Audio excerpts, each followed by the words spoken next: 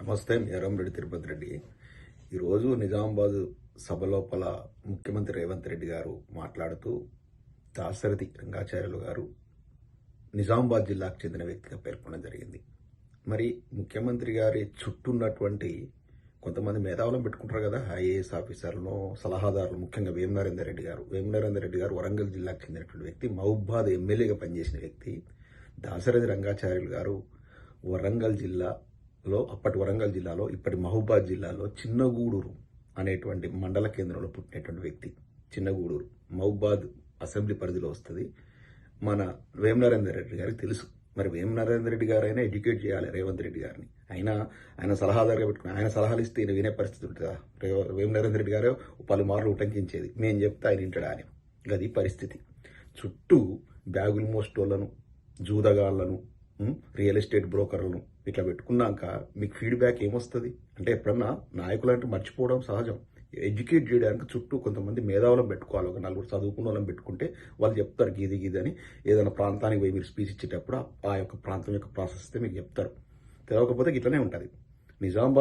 నిజామాబాద్కు దాశరథి రంగాచార్యుల గారికి ఏం సంబంధం అండి? రేవంత్ రెడ్డి గారు ఇట్లుంది మీ పరిపాలన విధానం, మీ కథ, తెలంగాణ పట్ల మీకున్న అవగాహన, తెలంగాణ భౌగోళిక స్వరూపం ఎట్లుంది, తెలంగాణలో ప్రముఖులు ఎవరనేది. ఇంకా కొంపదీసి చెప్పలేదు కాళోజీ నారాయణరావు గారు కూడా అక్కడే అని. కాళోజీ నారాయణరావు గారి ప్రాశస్త్యం ఏమైనా తెలుసా? ఇక ఈ వీడియో ద్వారా తెలుసుకోండి. కర్ణాటకలో పుట్టి వరంగల్లో సెటిల్ అయినటువంటి ప్రజాకవి కాళోజీ నారాయణరావు గారు. కాళోజీ నారాయణరావు గారు చెప్పిన ఒక పదాన్ని ఇప్పుడు ఉటంకించదలుచుకున్న మీ దగ్గర. నమ్ముకొని అధికారం ఇస్తే నమ్మకం పోగొట్టుకుంటివి, పదవి అధికారం భూని పదిలంగా తలబోడి చేస్తేవి, దాపునకు రానంటూ చనువుగా టోపీ పెడితివి, లాభపడితివి.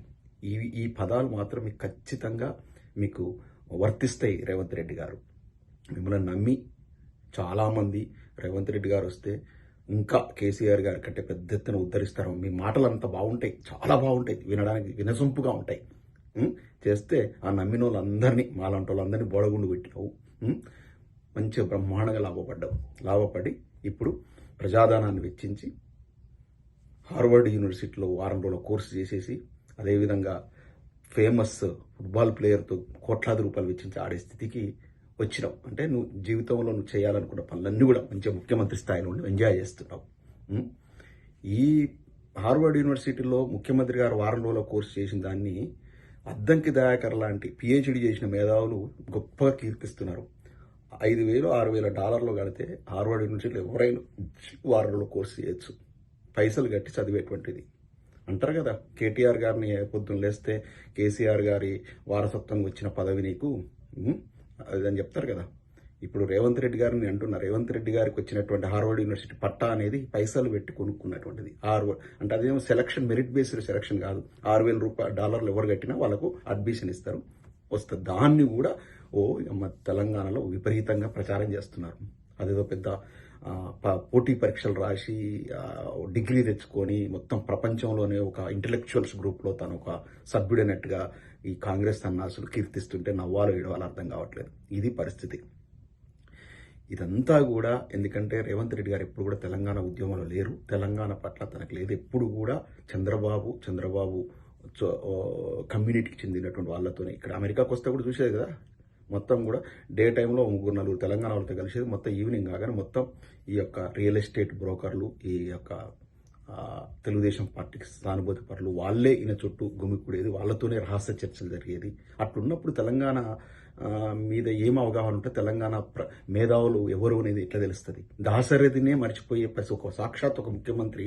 దాశరథి అంటే ఎంత ప్రజాకవి, అతన్నే ఇవాళ అతను ఎక్కడ పుట్టిండు, ఎక్కడ ఉన్నాడు, ఏందని తెలియని పరిస్థితి ఉందంటే మనంగా నవ్వాలో ఏడవని పరిస్థితి ఉంది. ఇది తెలంగాణలో జరుగుతున్నటువంటి మన ముఖ్యమంత్రి గారి ఫ్రస్ట్రేషన్ పీక్స్లకు పోయింది. మొన్న మాట్లాడుతూ కేసీఆర్ గారిని సాక్షాత్ తెలంగాణ ప్రదాత, తెలంగాణ చావు నోట్లో తలబెట్టి తెలంగాణ సాధించిన మొత్తం సకల జనుల ఏకం చేసిన వ్యక్తి కేసీఆర్ గారిని మాట్లాడుతూ చిన్నగా చేయాలి, అతను ఒక కులానికి ఆపాదించాలని చెప్తే ఎవరికి రా జాతిపిత అని మాట్లాడినావు. నేను ఇప్పుడు వాళ్ళకి కొన్ని క్వశ్చన్లు అడుగుతున్నా. రేవంత్ రెడ్డి గారు మిమ్మల్ని కూడా నల్లమల్ల పులిబిడ్డ అని మీ యొక్క అభిమానులు కీర్తించుకుంటారు. మరి ఎవరికి పులిబిడ్డ మీరు? ఎక్కడ పులిబిడ్డ? మాట్లాడితే ఏం సమాధానం చెప్పగలుగుతారు? అంటే ఎవరి అభిమానులు వాళ్ళని చెప్పుకుంటారు. జాతిపిత మహాత్మా గాంధీ అన్నారు. మహాత్మా గాంధీ గారికి జాతిపిత అని ఎవరు ఇవ్వలే, కానీ ఆనాడు స్వాతంత్రోద్యమంలో ఈనాడుకి తెలంగాణ రాష్ట్ర అవతరణ కోసం కేసీఆర్ ఎట్లా మొదటి వ్యక్తి అయి మొత్తం సబ్బండ వర్గాలు ఏకం చేసిన ఆనాడు జాతిపిత తను దేశాన్ని ముందు నడిపించింది కాబట్టి మహాత్మా గాంధీని జాతిపిత అని కొనియాడారు. అంతేగాని ఆయనకి ఎవరు బిరుదు ఇవ్వలే. ఇక అట్లా మాట్లాడుకుంటూ పోతే ఎక్కడో ఇటలీలో బార్ టెండర్గా పనిచేసే సోనియా గాంధీ ఎట్లయింది? అసలు ఆ నకిలీ గాంధీ కుటుంబం, ఆ గాంధీ మొత్తం ఇందిరాగాంధీ, రాజీవ్ గాంధీ, రాహుల్ గాంధీ, వీళ్ళందరూ గాంధీ అనే తోక ఎట్లొచ్చింది? ఎవరికి గాంధీ? ఎక్కడి గాంధీ?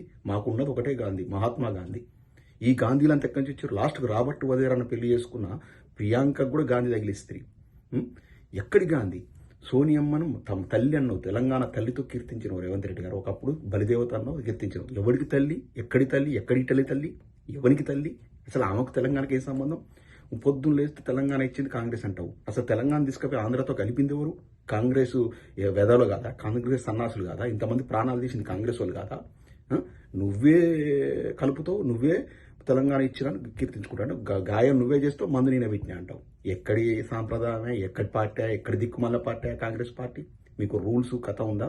ఇవాళ అసలు సీసాలు కాంగ్రెస్ వాళ్ళు బొంద పెడుతులే. బట్టి విక్రమక్క గారిని భ్రష్టు పట్టించే కార్యక్రమం చేస్తున్నారు. ఉత్తమ్ కుమార్ రెడ్డి గారిని ఉత్తుత్తి మంత్రిని చేస్తున్నారు. జీవన్ రెడ్డి గారు ఇలా ఏడుస్తున్నారు, జీవన్ లేకుండా చేసిర్రు.